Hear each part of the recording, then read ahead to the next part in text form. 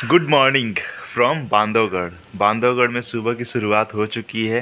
Now we are going to take a a nature walk. Walk. Yes. आपको पता है जिस एरिया में हम ठहरे हैं वो कोर जोन के अंदर ही आता है। Yes. तो ये जो टाइगर्स हैं वो इस रोड पर भी, जो एक पतला सा रोड है जो चल रहा है बहुत, उस पर भी कभी कभी आसानी से दिख जाते थे। लोग कह रहे थे कि सफारी लेने की क्या जरूरत है, अगर टाइगर दिखना हो तो रोड पे ही दिख जाएगा। Yes. सनराइज के कुछ देर के बाद का ये नज़ारा आप देख सकते हैं। इस पेड़ पे बहुत सारी चिड़िया चहचहा रही है और हमारे सामने ही है मून। तो सन और मून दोनों एक दूसरे के जस्ट अपोजिट। ये सब आप जो घर देख रहे हैं, ये सब घर यहाँ के लोकल ट्राइबल लोगों का है। ये जो गांव है ताला, जो छोटा सा कस्बा बोल लीजिए, ये कोर रीजन में आता है और कोर रीजन में ज़्यादातर ट्राइबल्स रहते हैं। वॉकिंग करते करते हम लोग फिर से आ चुके हैं अपने कोर जोन में, बांधवगढ़ के। यहाँ पे हमारा रास्ता है जहाँ पे आदिवासी लोग आया जाया करते हैं, जो जंगलों के अंदर ही रहते हैं। और ये पूरा का पूरा हमारा डेंस, उतना डेंस फॉरेस्ट तो नहीं है ये, क्योंकि सेमी डिसीडियस फॉरेस्ट है। और ऐसा ही क्षेत्र टाइगर के लिए ज़्यादा सही होता है, क्योंकि मूवमेंट एनिमल्स का आसानी से हो पाता है। कई तरीके की सुबह सुबह मॉर्निंग में बर्ड्स देखने को मिल रही हैं, उनका कॉल सुनने को मिल रहा है और बहुत ही आनंददायक शांति का अनुभव हो रहा है। अभिषेक वहाँ पे जा रहे हैं अंदर की ओर। सुबह का लगभग 9 बज रहा है और हम लोग निकल गए हैं बाहर। पोहा ब्रेकफास्ट करेंगे and then we will take our बस।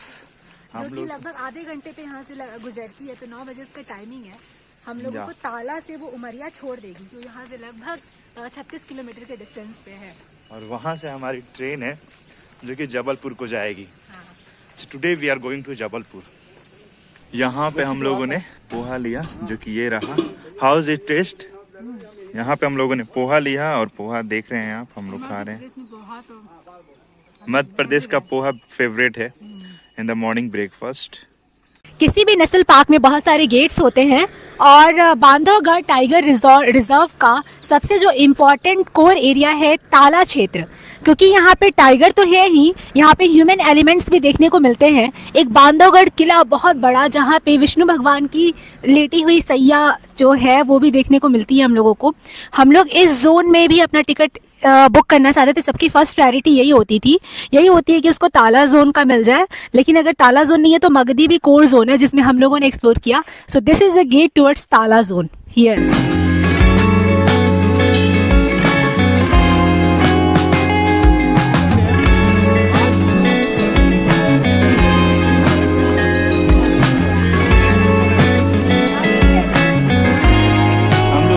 जा रहे हैं और ये आप देख सकते हैं कैसे हाथी रास्ते में दिख गई। ये हाथी तो 9 बजे हम लोगों ने बस पकड़ी, क्योंकि 11 बजे हमारी ट्रेन थी। और अगेन हम लोग अपने कोर क्षेत्र से होकर गुजर रहे हैं। जैसा कि आप सबको पता है, हम लोग कोर जोन से जा रहे हैं और यहाँ पर हम लोगों को देखने को मिलता है बहुत ही आश्चर्यजनक फिनोमिना हमारे एंगल से। लेकिन यहाँ के लोगों के लिए बहुत आम बात है, हर 5-7 दिनों में एक बार बस वालों को बाघ दिख जाता है जो रोड क्रॉस कर रहा होता है।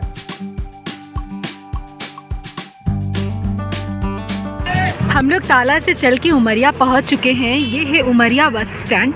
यहाँ पे हमें कटनी के लिए, जबलपुर के लिए, हर जगह के लिए बसेस मिल जाती हैं।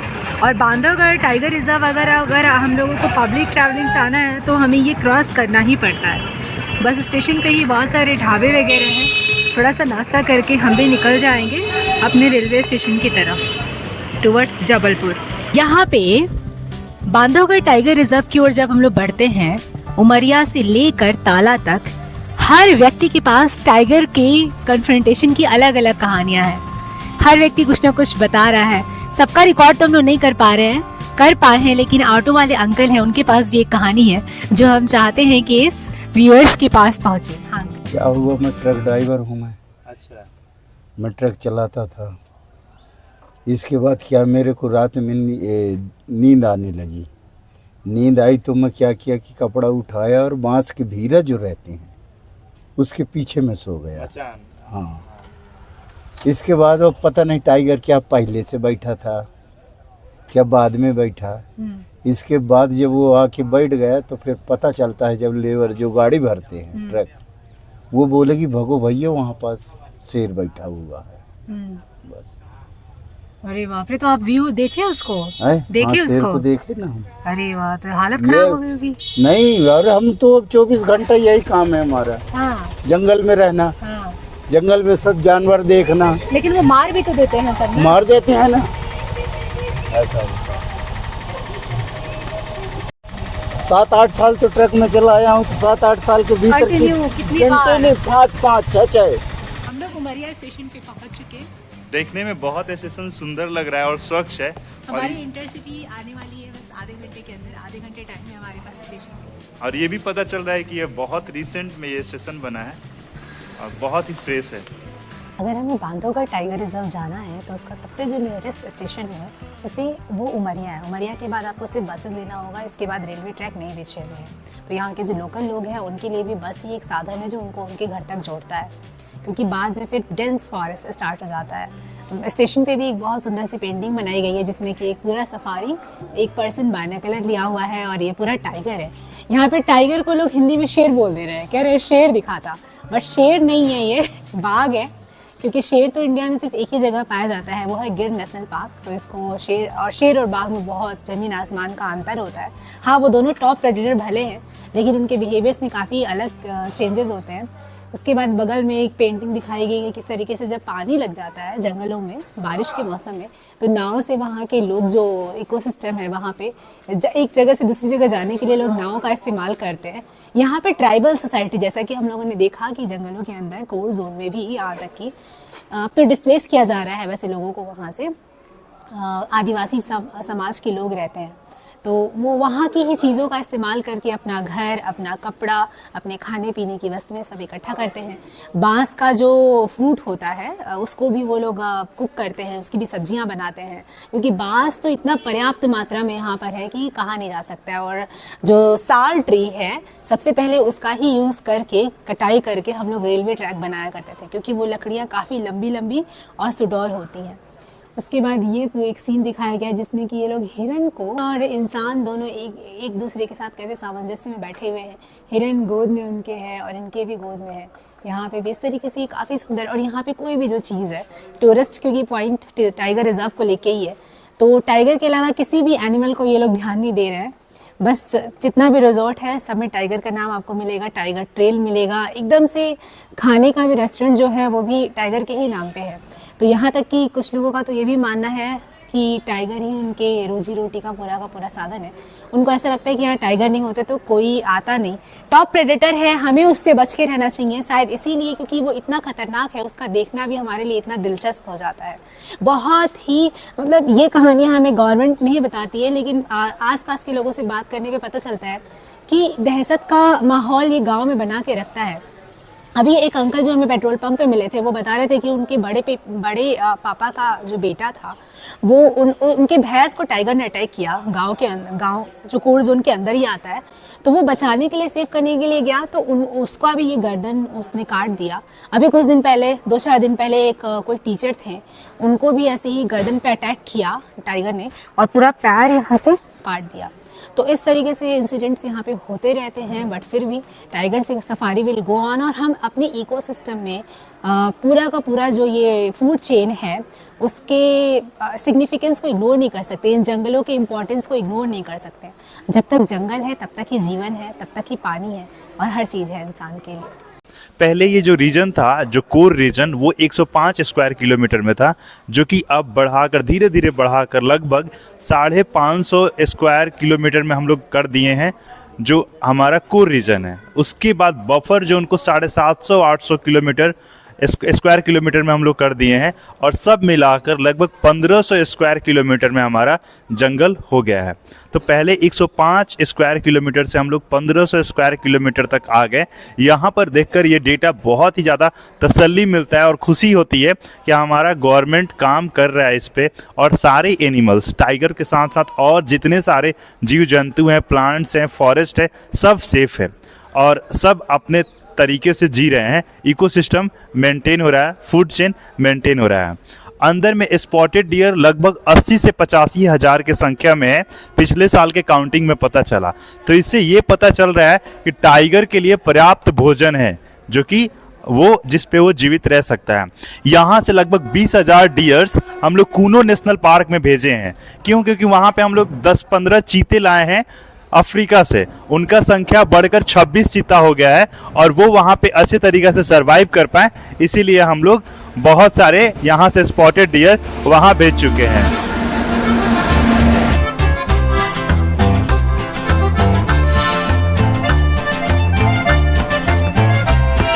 Now we are here at Jabalpur station. Jabalpur station हम लोग पहुँच गए और अब हम लोग जा रहे हैं एक्सप्लोर करने जबलपुर। पहले तो हम अपने रिलेटिव के घर जा रहे हैं जबलपुर में, and then from that place we will explore Jabalpur. Yes.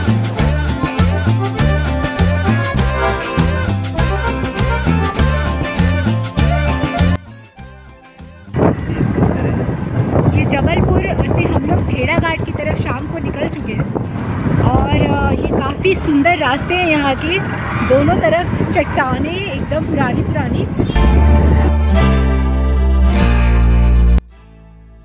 Narmada के किनारे हम लोग आ चुके हैं और बहुत सारे ऐसे लोग हम लोग को दिख रहे हैं जो कि नर्मदा परिक्रमा पे निकले हैं। काफ़ी ये लोग अपना छोटा सा एक बैग ले लिए हैं। जय श्री राम। काफ़ी ये लोग अपना बैग वगैरह ले लिए हैं और फिर परिक्रमा करने निकल चले हैं। समुद्र से होकर आ गए हैं ये लोग हाँ, अमरकंटक से क्रॉस करते हुए फिर ये पूरा का पूरा एक गोल चक्कर लगाएंगे और क्रॉस करेंगे। भेड़ाघाट में हम लोग पहुंच चुके हैं और जैसे कि ओमकारेश्वर में आपको दिख रहा था, उसके बाद महाकाल के मंदिर के पास दिख रहा था, वैसा ही कुछ यहाँ का भी नज़ारा है। बहुत सारे भगवान का यहाँ पे स्टैचू आपको मिल जाएगा। हाँ, आर्ट है यहाँ पे।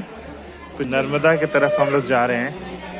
आप देख सकते हैं कितना यहाँ भगवान शिव का प्रतिमा है, बहुत सुंदर लग रहा है देखने में। चलिए, आप नर्मदा नदी जाने का हमारी सीढ़ियाँ हैं जो कि घाट पे आपको ले जाएंगी और ये व्यू रहा हमारे नर्मदा नदी का। सनसेट यहीं से दिखेगा, नीचे से आपको दिखेगा। घाट एकदम स्वच्छ है, शाम का समय हुआ है, साफ सफाई चल रहा है। कोई बात नहीं, शाम का समय है और ऑल ऑफ द सडन हमारा प्लान बन गया कि चलो चलते चलते हम लोग भेड़ाघाट चलते हैं। कर लेते हैं भेड़ाघाट पे। और भेड़ाघाट में आकर हम लोग बोटिंग भी तय करना चालू कर दिए हैं। आपको दिखा रहे हैं नज़ारा बोटिंग का।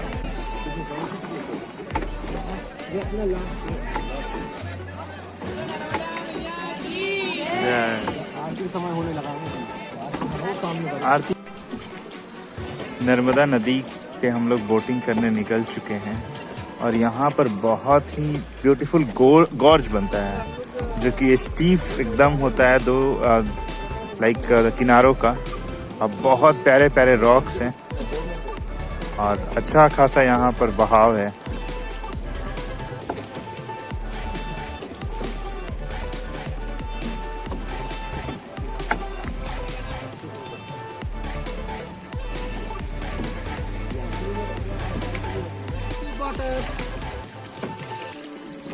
सर इसी साइड गड्ढे में पुराना मूवी निकाला था, मूवी का नाम था प्राण दाए पर वचन न जाए। यहीं आके सुनील दत्त, प्रेमनाथ साथ में आई थी, देखा सुनील दत्त ने प्रेमनाथ को उठा के फेंका। मारते मारते गड्ढा है, सुनील दत्त ने प्रेमनाथ को तोड़ दिया तो पूरे हड्डा, सबसे भारी बड़ा गड्ढा।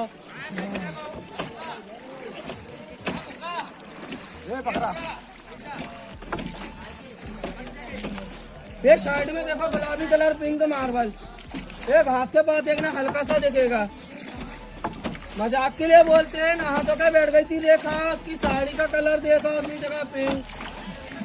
कलर का कच्चा, मार्बल का पक्का, देखने में लग रहा अच्छा। वो बैठ खड़ा देखा था बच्चा।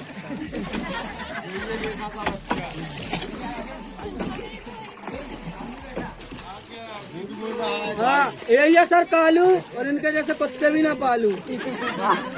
अरे राज कपूर का साला आया, धूम में पड़ गया काला। जी सर। हाँ सर, हाँ बताया था। ये सामने वाली जगह का नाम है नेचुरली पूल बलैया कंफ्यूजन पॉइंट। थोड़ा गैस करो सर, अंदाजा लगाइए अपना बोट के साइड जाएगा। लेफ्ट चलेंगे कि राइट, बताने वाले का बम्पर प्राइस कर लीजिए डिसाइड। ओ वाह, वेरी नाइस। हाँ क्या वर्षा काले आती है, बाढ़ बढ़ते चलते दोनों साइड से पहाड़ बंद कर देते नौका विहार। अपना बोट 15 जून से बोट बंद, 15 अक्टूबर को चालू। क्या जितना दिख रहा है बाल्ट उतना पहुंचता पानी का है, 4 महीने एकदम टाइट। वहाँ पे कुछ ऐसे पत्थर यहाँ पर बहुत सारी मूवी शूट हो चुकी हैं, जो कि अभी फेमस हाल फिलहाल में डंकी मूवी है शाहरुख खान की, फिर अशोका मूवी का एक सॉन्ग है वो शूट हुआ है। उसके बाद जिस देश में गंगा बहती है, बॉबी, उस प्राण जाए पर वचन न जाए, और भी बहुत सारे सीन महाभारत के, मोहनजोदारो का कुछ सीन शूट हुआ है यहाँ पर।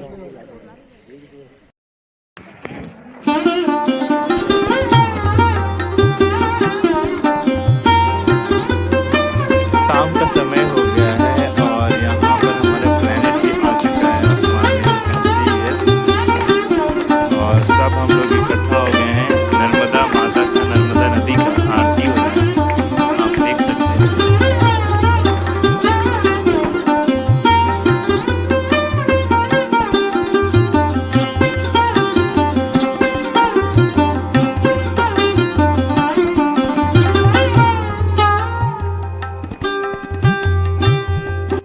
भेड़ा घाट अपनी सुंदरता के लिए तो फेमस है ही। यहाँ पे बहुत सुंदर सुंदर पत्थरों से काटी गई प्रतिमाएं, अलग अलग सजाने डेकोरेशन के मटेरियल्स, किचन में काम आने वाले चीजें और झालर वगैरह आप देख सकते हैं कि पत्थरों को कितने बारीकी से काट के चीजें यहाँ पे बनाई गई हैं। और बहुत सारे ऐसे शॉप हैं, ब्यूटीफुल, आर्टिस्टिक। जैसा आर्ट गैलरी में आपको दिखता है वहाँ वैसा कुछ यहाँ पे नज़ारा है। और इस पेंटिंग का, इस आर्ट का प्राइस है 15,000। वैसे तो आर्ट का कोई प्राइस नहीं होता है।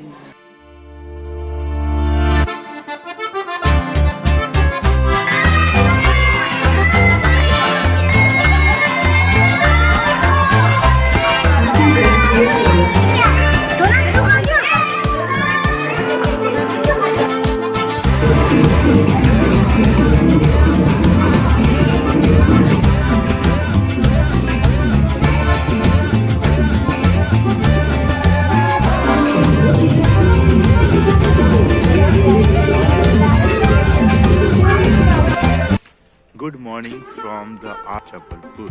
आज हम लोग यहीं पे रुके हुए हैं। सुबह के समय पर हम लोग साइकिलिंग करने निकले हैं और बहुत ही सुंदर सा जगह है ये, लो डेंसिटी है, बहुत सारी डाइवर्सिटी है प्लांट्स की। हाँ, स्पेशियस है, बहुत आनंददायक है। वैसे तो पूरे जबलपुर में हम लोगों को लो डेंसिटी देखने को मिला, लेकिन इस कैंप के अंदर की बात अलग है। हर जगह आपको गार्ड्स मिलेंगे जो कि बोलेंगे, आपको बताएंगे ये आम रास्ता नहीं है। We are very lucky to have our relative here. So पहली बार इस तरीके से इतना खुल के चीज़ों को एंजॉय करने का मौका मिल रहा है। और हमें तो लगता है कि शहर भी ऐसे ही होने चाहिए, बिकॉज डिग्निटी के साथ रहना यही होता है। यही हमें नहीं है यार। अदरवाइज वहाँ तो हम लोग एकदम से लगता है कि छोटे छोटे फ्लैट्स में रह रहे हैं, जैसे ही निकल रहे हैं वैसी सारी गाड़ियाँ, फिर जॉब के लिए जाओ तो कुछ गिने चुने आपको प्लांट्स दिखते हैं रास्ते।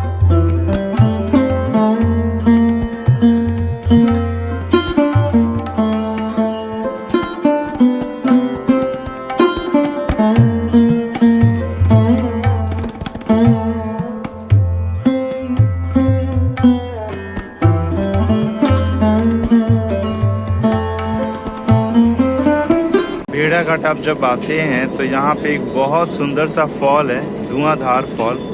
वहाँ पे जाने के लिए आपको 2 रास्ते मिलेंगे। एक आप रोपवे से जा सकते हैं और एक रास्ता है जो कि आप नीचे से जा सकते हैं, जो कि एक तरफ का आपको फॉल देखने को मिलेगा। तो हम लोग रोपवे को चूज किए हैं बिकॉज अभी बहुत तेज धूप है। We are here in the ropeway and going, वाह व्हाट अ ब्यूटीफुल सीनरी।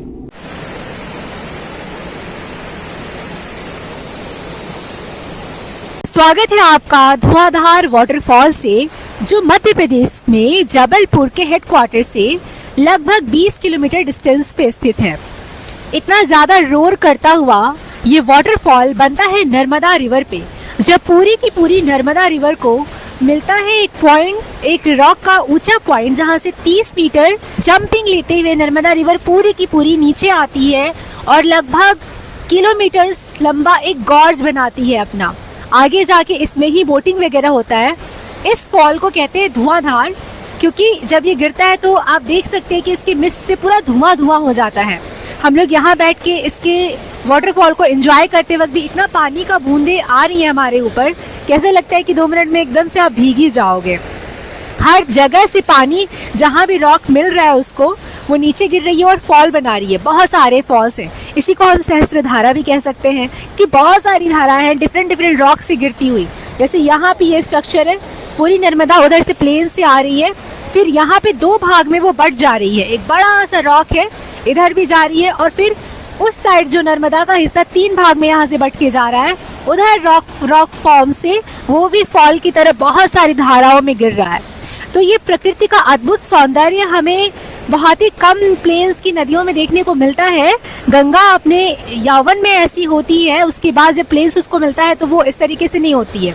लेकिन जबलपुर विंध्याचल श्रेणी की पर्वत श्रृंखलाओं के मध्य बसा हुआ ये शहर है। और फिर यहाँ नदी के इस किनारे, जैसा कि हम लोगों ने दिखाया कि हम लोग रोपवे से आए हैं, नदी के उस किनारे आप पैदल भी नॉर्मली आ सकते हैं। यहाँ पे बहुत सुंदर मार्केटिंग भी है। आगे ही हमें मार्बल रॉक्स के पूरे स्ट्रक्चर दिखते हैं जो कि पूरे वर्ल्ड में फेमस हैं, उस तरीके के अपने अद्भुत और यूनिक स्ट्रक्चर के लिए जो नर्मदा नदी पे फॉर्म होता है। तो यहाँ पे नर्मदा पे हम घंटों बैठ सकते हैं, मेडिटेट कर सकते हैं। और नर्मदा परिक्रमा में जो भी लोग मतलब उनका एक ये स्पेसिफिक हॉल्ट पॉइंट होता है। अभी कुछ यहाँ पे योगी लोग आए थे, they also click some pictures, और अभी वो जा चुके हैं यहाँ से। So this is the beauty of the fall. यहाँ पर आए हुए लगभग 2-2.5 घंटा हो गया हम लोगों को, और 2.5 घंटे के बाद भी लग रहा है कि कुछ देख ही नहीं पाए हैं। इतना ज़्यादा ग्रैंड यहाँ पे व्यू है।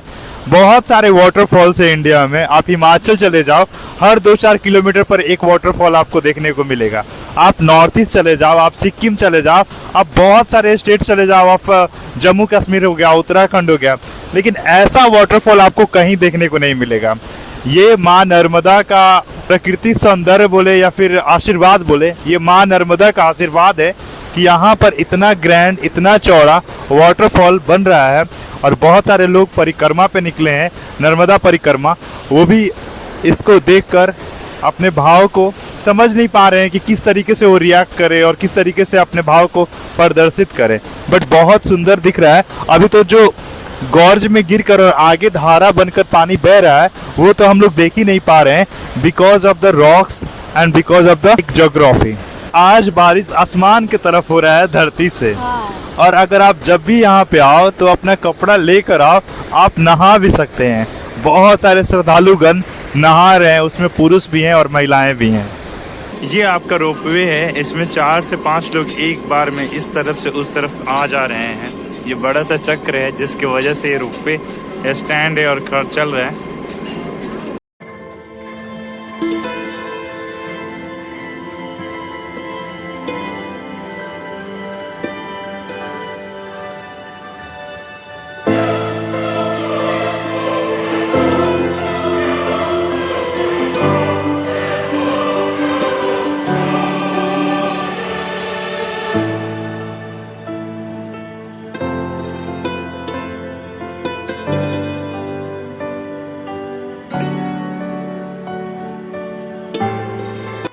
जब आप भेड़ा घाट आते हैं तो यहाँ पे एक बहुत फेमस मंदिर है, 64 योगिनी मंदिर।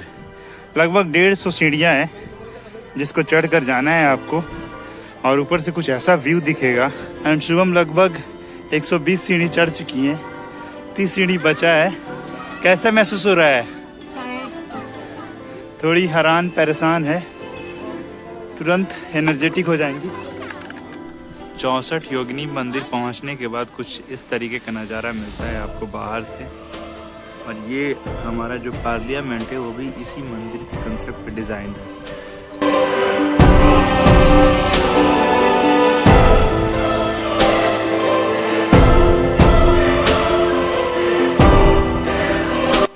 चौसठ योगिनी मंदिर में लगभग 81 देवियों की ऐसी मूर्ति देखने को मिलती है आपको। स्वागत है आपका जबलपुर के 64 योगिनी मंदिर से। जिसको लगभग 10वीं शताब्दी में बनवाया गया था। कहा जाता है कि 64 योगिनी को डेडिकेटेड बहुत सारे टेम्पल्स पूरे इंडिया में बनाए गए हैं, लेकिन यहाँ पे अंदर हमें 64 से ज़्यादा करीब 90 की संख्या में योगिनी देखने को मिलती है, जो कि वृत्ताकार बनाई गई हैं। और केंद्र में हमें देखने को मिलता है शिव और पार्वती की प्रतिमा, जो बहुत खूबसूरत है। यह मंदिर न केवल अपनी वास्तुकला बल्कि अपनी पौराणिक और ऐतिहासिक महत्ता के लिए भी प्रसिद्ध है। तो चलिए इस अद्भुत स्थान की यात्रा पर चलते हैं। इसे कलचुरी वंश के राजाओं द्वारा 10वीं शताब्दी में बनवाया गया था। यह भारत के उन गिने चुने मंदिरों में से एक है जो तांत्रिक परंपरा और योगिनी साधना से जुड़े हैं। यह देवी शक्ति के 64 रूपों को समर्पित है, जो पूरे मंदिर परिसर में मूर्तियों के रूप में स्थापित हैं। इस मंदिर की सबसे खास बात इसकी संरचना है। यह एक गोलाकार मंदिर है जिसमें कुल 64 खंभे हैं और हर खंभे पर एक योगिनी की मूर्ति स्थापित है। इन मूर्तियों को बड़े ही सुंदर और बारीक नक्काशी से उकेरा गया है। मंदिर के केंद्र में भगवान शिव का एक मुख्य मंदिर स्थित है, जिसे गौरी शंकर मंदिर कहा जाता है। इस मंदिर से कई मान्यताएं जुड़ी हैं। कहा जाता है कि यह मंदिर तांत्रिक क्रियाओं और साधनाओं के लिए उपयोग किया जाता था। कुछ लोगों का मानना है कि यहाँ प्राचीन काल में योगिनियों की साधना हुआ करती थी, जो अलौकिक शक्तियों से संपन्न थी। यहाँ आकर आपको एक अद्भुत शांति और ऊर्जा का अनुभव होता है। यह स्थान न केवल धार्मिक दृष्टि से महत्वपूर्ण है, बल्कि वास्तुकला और इतिहास में रुचि रखने वालों के लिए भी एक शानदार जगह है। अगर आप यहाँ आना चाहते हैं तो सबसे अच्छा समय सुबह या शाम का होता है, जब मौसम सुहाना होता है।